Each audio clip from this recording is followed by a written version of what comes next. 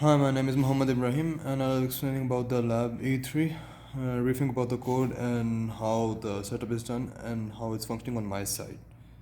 So for part one, what we had to do was describe the assembly language, the program. I had to comment on it, which I have done the report, and I'll be showing you the brief of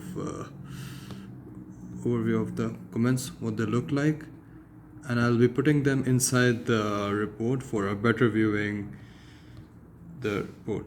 So after executing the code, it's getting built, and let me just show you. So this is how it's working. It seems like the connections are correct and it's working properly. Now for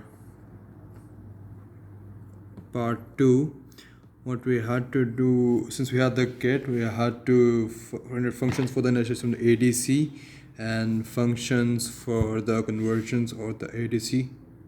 Yeah. So part 2, I took the file, I took the code which we had given in the file. This is part 1, part 3. So in part 2, the initialization is done as in enabling the clock, then the configuration register, which is the mode 2 for the 10-bit conversion. The rest of the registers are set to 0 by default, so it's no point doing them explicitly. Then I created functions for the set seg deck and for the channel 14 as the ADC conversion. And what it does in this function is that it converts the conversion from number from 0 to 15 on 7 segment decoder, goes from 0 to 9 in numbers, then it goes to 0 to 10 to 15, goes in hex or alphabetical form. I will be fixing the code for the part 2 and then I will be back. So let me just play it.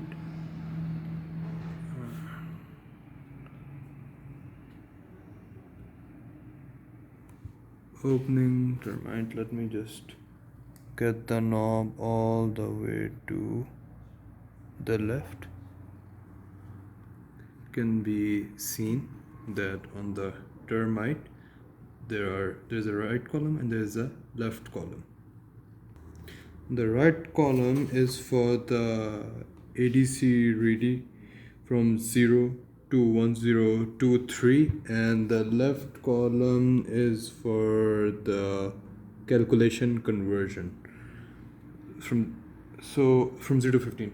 So now see, as I rotate, there is a change at the terminal screen. 1 2 3 4 5 6 7 8 9 10 11 12 and max 14. Now for me I code it till 15, but I think it's the rheostat, because see it's to the max, it's to the right. So now I think it's most probably due to the hardware issues, the rheostat sensitivity. I think the code is correct because I referred to the tutorial when Dr. Hoodie explained the ADC conversion as well. So now going for the part 3. So now for the part 3, what we had to do was take the values from the terminal, yeah, and display it onto the 7 segment the decoder, and from A to F.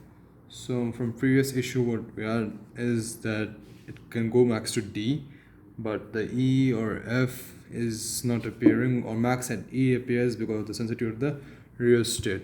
So I think I'll go for the briefly explaining on the seventh segment.